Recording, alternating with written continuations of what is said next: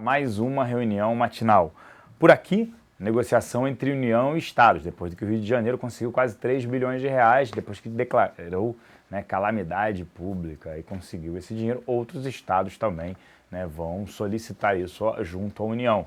O estado que mais deve é São Paulo, depois Minas Gerais, terceiro Rio de Janeiro, quarto Rio Grande do Sul. Todos eles vão tentar aproveitar isso junto à União. Tem mais, déficit acima de 100 bilhões de reais em 2017 e também saiu o relatório Focus do Banco Central, que nada mais é do que um compilado das projeções do mercado. Por lá, o IPCA e PIB tiveram alta, em contrapartida, o câmbio, o dólar em queda. Para falar sobre tudo isso, que ainda tem mais, as bolsas em alta, muito ali na expectativa de que a população inglesa vote contra o referendo de saída da Inglaterra da zona do euro, ela permanecendo por lá. Isso dá um alívio ao mercado e a busca por ativos de maior risco. Isso, bolsa em queda, dólar em baixa por aqui. Agora eu convido o Gustavo Cruz. Bom dia, Gustavo. Bom dia, Celso. Bom dia a todos. Pois essa semana com uma agenda bem mais vazia, bem mais esvaziada, tanto aqui no Brasil quanto no exterior. Mas a gente tem o Brexit, a gente tem o referendo do Reino Unido na quinta-feira e na sexta-feira a gente já deve ter o resultado. Então as bolsas vão repercutir com certeza esse resultado, mas até o dia do referendo. As pesquisas é que vão movimentar os mercados e isso não é diferente hoje. A gente tem as bolsas na Europa subindo quase 3%, as bolsas avançando fortemente.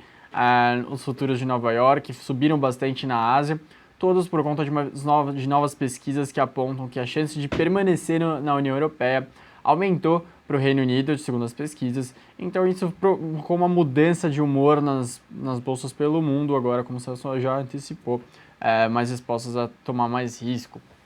A gente tem uma exceção só na China, onde o governo aprovou uma legislação nova que dificulta a listagem de companhias envolvidas em grandes reestruturações. Então as bolsas por lá avançaram um pouco menos do que no resto do mundo. No Japão a gente teve uma alta forte na Ásia por conta de uma balança comercial pior, mas de qualquer forma os mercados leram que isso pode favorecer novos estímulos do governo, então subindo pelas razões erradas. O Japão teve um déficit de 40 bilhões de ienes, quando esperado era 26, mas para efeito de comparação, um ano atrás o déficit foi de 215 bilhões. Os analistas justificaram esse déficit maior do que o esperado por conta de uma queda nas exportações bem mais forte, de 11,3% na comparação anual a queda, enquanto os analistas tinham colocado nas suas projeções queda de cerca de 10,4%. Ainda de destaque no exterior, a gente passa para vocês aqui os resultados de inflação na Alemanha, que com a pesquisa melhor do Brexit já justifica a alta nas bolsas, mas com esses resultados de inflação para os produtores de 0,4% na comparação mensal de alta, geralmente acima dos 0,3% esperados pelo mercado, funciona mais. Então, quando está tudo muito bem, aquele resultado que não é tão acompanhado veio um pouco melhor, então ajuda a subir um pouco mais ainda as bolsas por lá. Agora indo para a parte doméstica, aqui começando pelo Boletim Focus, novamente a gente tem uma alta no IPCA, quinta semana seguida que a gente tem uma projeção de IPCA maior para 2016. Há um mês atrás a gente tinha uma expectativa de cerca de 7% para a inflação nesse ano, agora a gente já está em 7,25%. Para 2017 permaneceu estável em 5,5%. A gente teve mais uma vez também, pela quinta semana seguida, uma expectativa de PIB pior, então a gente tinha 3,83% de queda para 2016 há um mês atrás, hoje a gente está com 3,44%, então os mercados acreditando em uma retração menor. E comparando a semana passada, 2017 permanece com expectativa de alta de 1% do PIB. A gente também destaca a taxa de câmbio, que para esse ano chegou com um comportamento, expectativa para o final do ano de 3,60, então segunda semana seguida de queda, esse mercado esperando 3,60 para o final do ano. Ao longo da semana a gente tem de destaque aqui as negociações entre União e Estados, a União o Ministério da Fazenda oferecendo uma moratória por 10 meses, começando com o primeiro mês onde teria 100% de moratória, depois ia caindo 5% mensalmente, então no segundo mês 95%, terceiro 90%, assim gradualmente até em 18 meses tudo ficar normal. Os estados eles pedem 2 anos de moratória e agora com o socorro ao estado do Rio de Janeiro, os estados vão fazer com certeza uma fila na frente de Brasília para pedir também a mesma ajuda. Ao longo da semana a gente deve ter novos capítulos dessa negociação, então acompanhar bem de perto isso. O outro destaque da semana fica com o IPCA 15, que será divulgado amanhã, é o outro destaque da semana. E por último, antes de devolver para o Celso, segundo o painel da Folha, a expectativa do governo para 2017 deve ser um rombo menor que os 170 bilhões de déficit primário para esse ano, mas ainda assim acima de 100 bilhões. Então agora fiquem com o Celso, a gente se vê aqui novamente nesse horário. Com você, Celso. Obrigado, Gustavo. Por aqui, né, todo o problema aí da Oi, né, não só ela foi rebaixada pela Fitch, né, ela CCC para C, ela está 1 grau ali para perda, né, para calote. É impressionante isso, desde a seria calote. É impressionante o problema na companhia. Os bancos públicos estão preocupados com o endividamento com ela e também o BNDES a gente segue não recomendando, tem evento no meio do caminho. Ela tem que resolver esse problema e provavelmente ser vendida, resolver equacionar essa dívida de 50 bilhões de reais. A dívida não para de subir enquanto que a geração de caixa diminui. Vale, né, discussões sobre a venda de ativos e redução do endividamento, né? A companhia, seu conselho de administração já vem falando da venda de ativos, tem aquele Vale Max, são os navios, né, enormes na época do Rogério Agnelli, que ele contratou para levar para os portos chineses e a discussão é, será que vale a pena ter esses navios? Já vem vendendo alguns e ela poderia arrecadar porque ela está com uma dívida líquida sobre EBITDA de 3,7, está um grau de alavancagem ali elevado ainda mais para a empresa de commodities, que preços oscilam muito. Além disso, discussões sobre Pão de Açúcar, fechamento de capital, rumores, a empresa nega sobre fechamento de capital, a gente segue não recomendando exposição ao ativo, que vem perdendo para a concorrência, principalmente as lojas do Carrefour Express, e também não consegue repassar nem a inflação de alimentos para os seus preços, cresce menos do que o índice de inflação. Petrobras, né, informações ainda da venda da BR Distribuidora, que faz sentido daquele plano de desinvestimentos, né? O Pedro Parente, atual CEO da companhia, ele manteve a meta de vender 14 bilhões de dólares de ativos em 2016. Venderam na casa de 1,5 bilhão, venderam praticamente 10% do que o planejado. Já estamos no meio do ano, é difícil socorrer. E para que aconteça a mesma venda da BR Distribuidora, a Petrobras tem que entregar o controle, não dá para ela ficar como acionista controladora de uma empresa vendida. Quem vai comprar, né, tem interesse de que seja majoritária, não minoritária, ainda mais com uma empresa estatal. Isso seria positivo, é positivo para o ativo, uma venda da BR Distribuidora, mas tem que lembrar que a venda de ativos operacionais reduz também a sua geração de caixa futura. Mas dado o endividamento de mais de 5 vezes dívida líquida sobre o resultado operacional, faz sentido, sim, a venda desses ativos. E vale a pena destacar ainda ali a MRV recompra de ações, Randon reportou a receita caindo 11,8% em maio desse ano, em relação a maio do ano passado, demonstrando que o cenário ainda segue extremamente desafiador para essas empresas de bens de capital. Sobre a nossa mesa de aluguel, destaques na sexta-feira para Energias do Brasil, OIBR 3 e 4, como já comentei no início, o problema da companhia, Petro 4, Suzano e Croton. Agora eu vou chamar aqui o Thiago Salomão para falar aí, bolsas em alta, dólar, eu estava vendo, estava 3,38 em forte queda, bolsas mundo afora em alta, principalmente em relação ao referendo que a gente já vem falando, que a gente acredita que ele não passe, né? Porque até pelo conservadorismo, né, dos europeus, quando chega na hora de votar, muitos declaram que votariam a favor da saída, chega na hora, eles preferem voltar atrás porque eles não querem, no fundo, eles não querem mudanças, né? Essa parte de mudanças para os europeus sempre gera um certo receio. E aí hoje, né, as bolsas, os investidores animados muito com isso, a agenda mais fraca, esvaziada até na semana, e também, se eu fosse mencionar, o relatório Focus, né, mostrando uma melhora do PIB, uma alta na inflação esse ano, IPCA mais dólar, tanto esse ano quanto ano que vem, mais fracos. Bom dia, Salomão.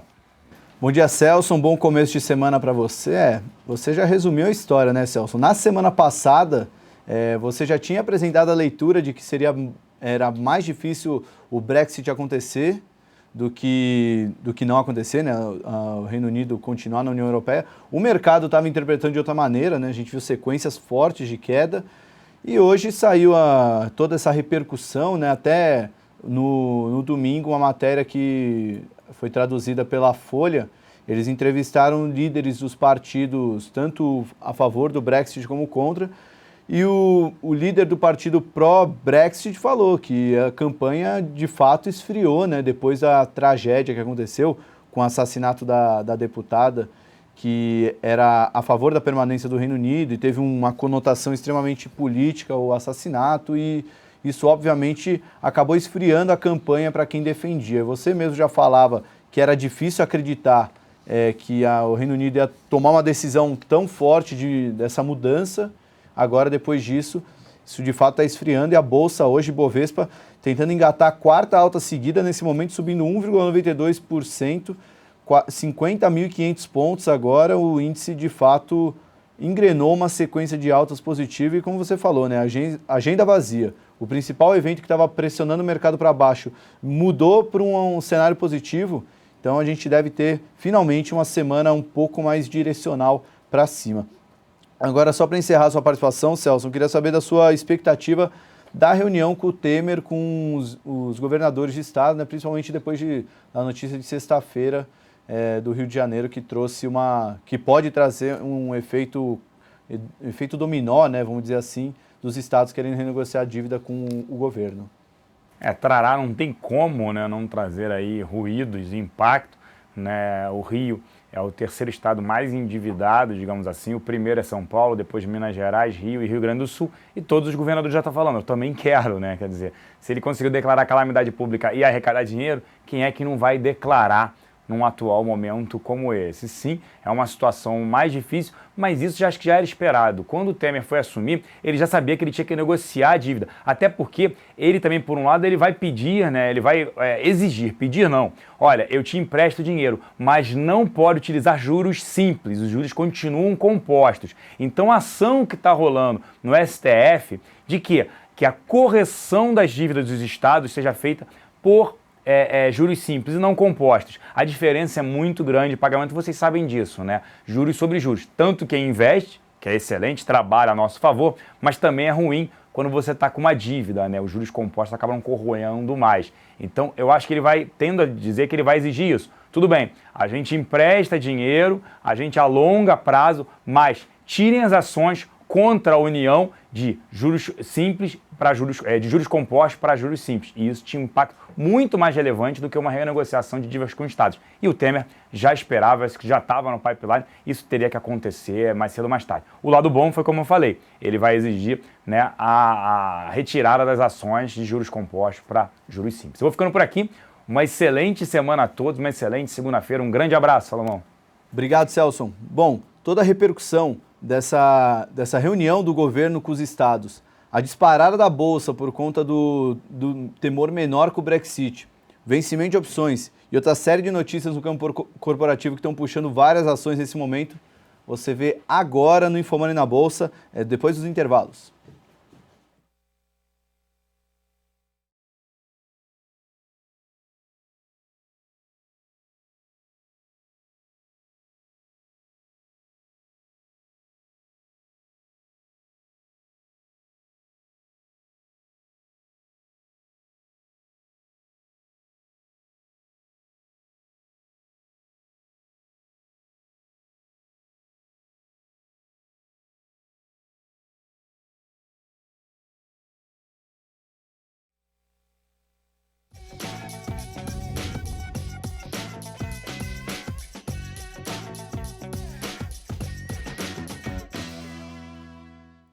InfoMoney na Bolsa começando nessa segunda-feira, hoje é dia 20 de junho de 2016, uma segunda-feira já começa muito movimentada, não só pelas finais da NBA que foram sensacionais, não só pelo Game of Thrones, tem muita coisa acontecendo, muita coisa rolando no mercado que vai fazer essa semana pegar fogo. Realmente o mercado tem uma sequência de altas muito promissora, a gente teve uma queda bem forte nos últimos dias, por causa dos temores com o Brexit, agora a gente está vendo o Brexit ficando cada vez mais distante, com isso as bolsas estão se recuperando. Lá fora a gente viu bolsas europeias subindo mais de 3% e aqui não podia ser diferente, acompanhando toda essa euforia do mercado.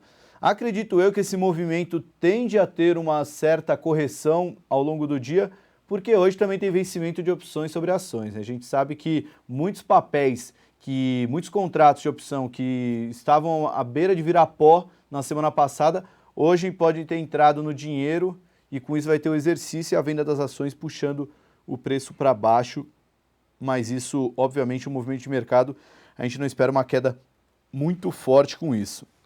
os eventos para se atentar ao longo dessa semana.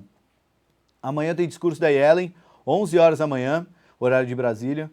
A gente vai ter IPCA 15 como principal evento da agenda, mas uma agenda relativamente fraca, então os olhos devem ficar voltados para a reunião de Michel Temer com os governadores para falar sobre renegociação de dívida, né? A gente vai falar um pouco sobre isso da pauta, principalmente depois do Rio de Janeiro ter anunciado estado de calamidade pública na sexta-feira por conta da crise financeira pela qual passa o estado, isso só a menos de 50 dias do início das Olimpíadas na Cidade Maravilhosa.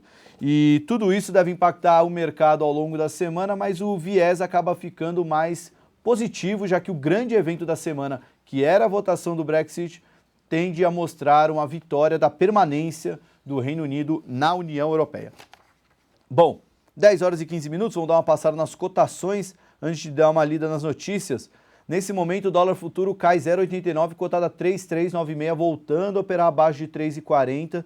E o índice futuro já marca alta de 1,76, o índice à vista alta de 1,88, o futuro a 51.500 pontos, o índice à vista 50.465 pontos, quarta alta seguida.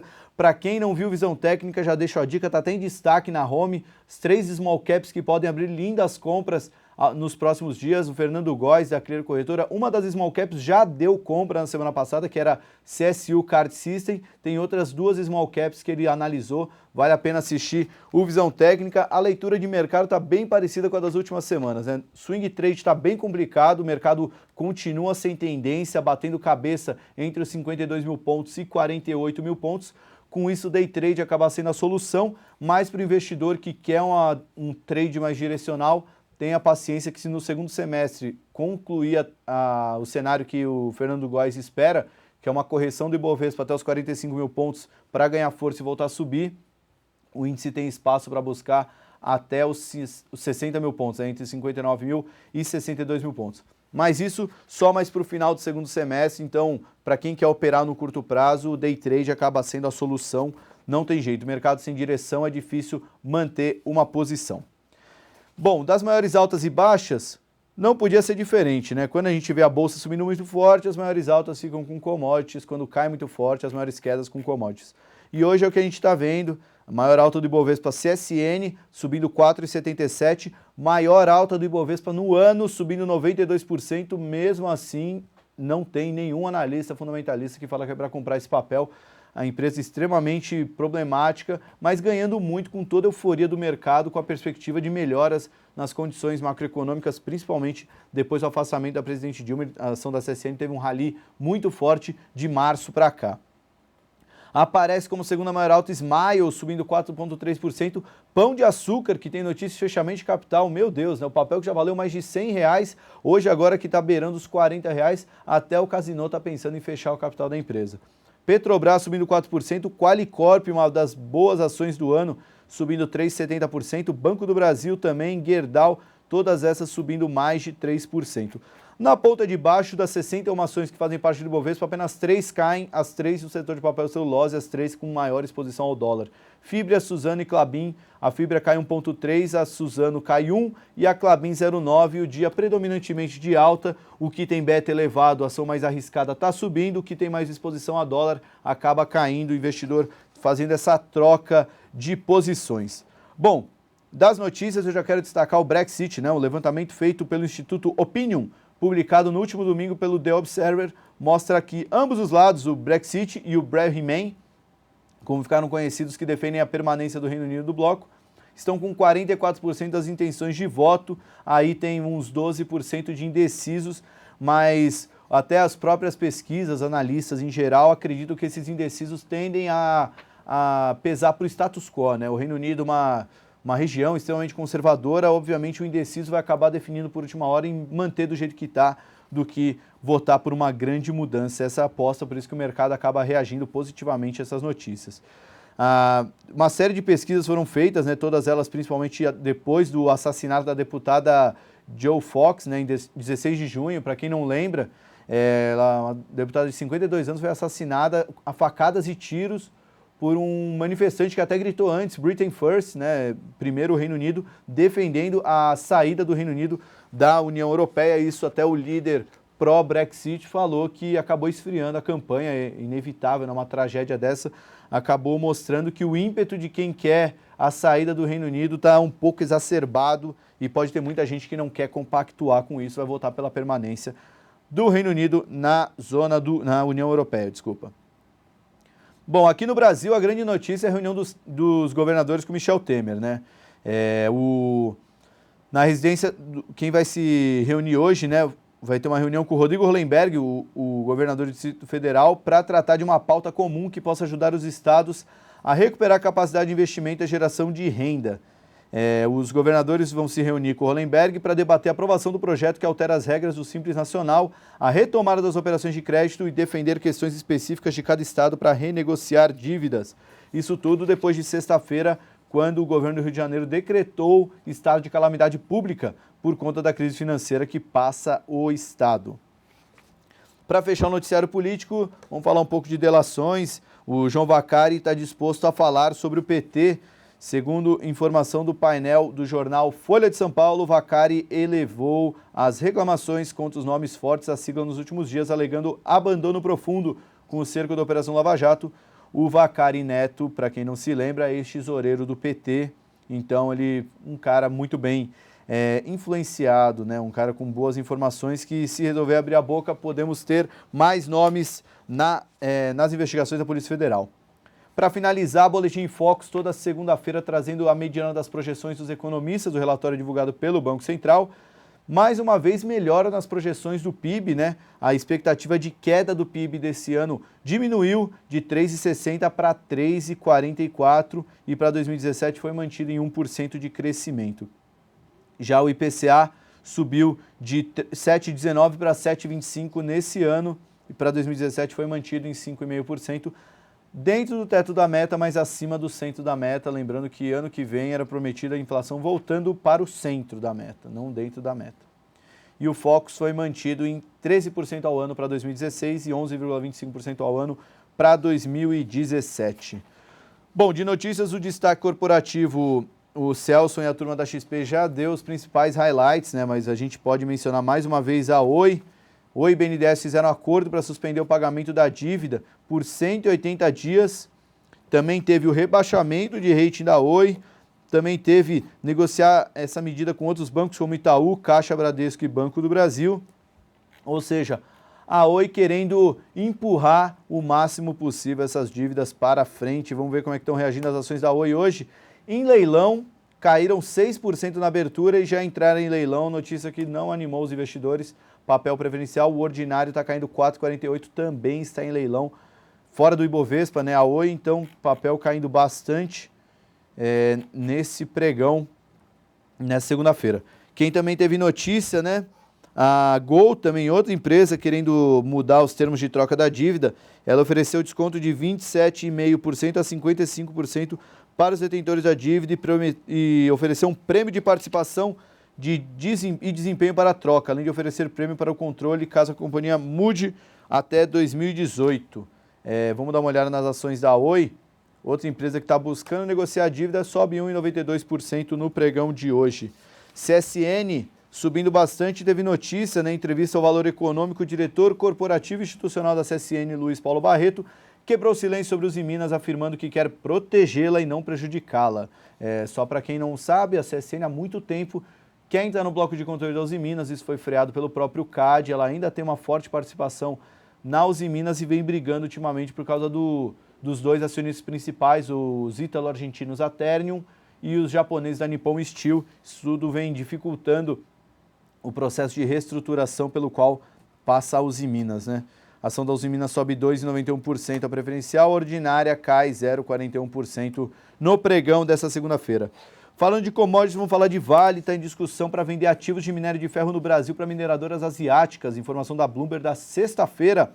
Citando uma fonte com conhecimento da negociação, a venda pode chegar a 7 bilhões de dólares, Vale e seu projeto de venda de ativos. Além disso, ela também considera vender o streaming, né? Para quem não sabe, é a venda de volumes produzidos futuramente. É quase como a contratação de um volume que ela ainda vai produzir. A Vale negou, se limitou a não comentar os rumores mas o papel sobe bem nessa segunda-feira, 2,85%, a ação da Vale já sobe 23% no ano de 2016. Bom, Pão de Açúcar, a ação sobe 3,74% nesse momento, no acumulado do ano, alta de só 9%, nos últimos 12 meses o papel ainda cai 42%, só pegar aqui, nos últimos 12 meses, no anualizado hoje, né, se o ano terminasse hoje, tivesse começado 21 de junho de 2015, o Pão de Açúcar seria a sexta pior ação do Ibovespa. Estaria perdendo mais, além do Pão de Açúcar, quem estaria perdendo mais que ela seria a CESP, CEMIG, Usiminas, Rumo e Metalúrgica Gerdau, para ver que fase do Pão de Açúcar, um dos gigantes do mercado varejista brasileiro, sofrendo na Bolsa, mas hoje tendo um respiro por conta dessa notícia de que o Casino está analisando opções para simplificar sua estrutura na região e não descarta fechar o capital da GPA, grupo do Grupo Pão de Açúcar, né, o GPA. Bom, para finalizar, MRV anunciou recompra de ações, é aquela notícia que acaba sendo sempre bem vista pelo investidor, não é um trigger para ação, mas pode trazer um respiro extra. MRV hoje subindo 3,88%. Na ótica do mercado, ninguém entende mais da ação do que o próprio controlador. E se o controlador está anunciando que quer comprar as ações, é porque vale mais a pena investir na própria ação do que investir em outros projetos. E isso acaba mostrando para o investidor um bom momento para a compra, né? Nem sempre é um trigger para ação, mas um dia de forte euforia como hoje, a MRV acaba respondendo positivamente. Bom, dos destaques da pauta são esses. Segunda-feira é o dia mais legal do Infomoney TV, porque vem uma série de programas legais. Hoje, às 14h, vai ter o Na Real. O pessoal do Na Real vai fazer alguma entrevista sobre política. Logo depois já começa o Comprar ou Vender. Eu quero fazer na pauta, separar as melhores ações do Ibovespa em 2016, pegar as 10 maiores altas. A gente tem de boas empresas como Raia Drogasil e Bradesco, até vamos considerar uns micos gigantes como CSN e outras empresas que subiram muito nesse ano, e perguntar para os analistas quais dessas ações valem a pena ter na carteira para o segundo semestre e quais que já subiram demais e é hora de botar o lucro no bolso. Logo depois já venho na mira do trader com o Wagner Caetano, esse sempre sucesso de audiência, que voltou para a Gerdau. Se está com a Gerdau ainda, pegou num bom momento que o papel deve estar subindo bastante nos últimos pregões por causa desse rally da Bolsa, né? Até já falamos de Gerdau, vamos dar uma olhada como está a Gerdau nesse momento. Gerdau subindo 3%, no ano sobe 30%, no mês voltou a subir 8% a ação da Gerdau. Bom, eu me despeço aqui, agora 10 horas e 27 minutos, o mercado continua em alta de 1,4%. Tomem cuidado, quando sair o vencimento de opções pode trazer um movimento de correção para a Bolsa. Fiquem de olho em noticiários sobre Brexit, qualquer pesquisa que sair nos próximos dias, lembrando que quinta-feira é a votação. Amanhã tem discurso da Yellen, pode trazer uma diretriz extra para o mercado de juros dos Estados Unidos. Eu acredito que não vai trazer grande mudança, mas enfim, é sempre importante acompanhar. E tem essa volatilidade por conta do vencimento de opções. Tenham todos um bom pregão, um bom começo de semana e até amanhã com mais Infomoney na Bolsa. Até lá!